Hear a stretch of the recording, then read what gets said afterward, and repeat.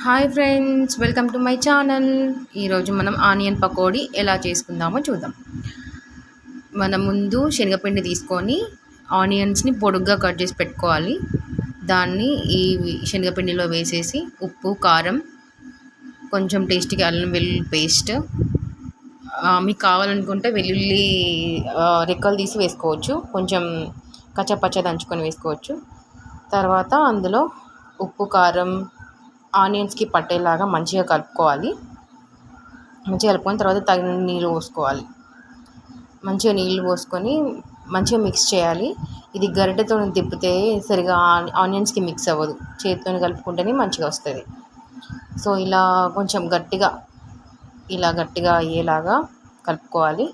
కలుపుకున్నాక మీకు కొంచెం వాటర్ కావాలనుకుంటే యాడ్ చేసుకోవచ్చు.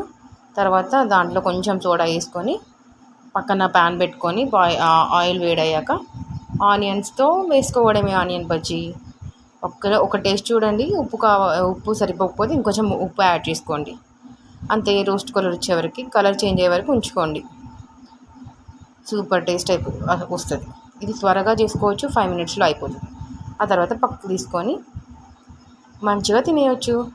మీకు ఏమన్నా సూప్ కావాలంటే దానికి యాడ్ చేసుకొని సూప్ కూడా యాడ్ చేసుకొని తినవచ్చు.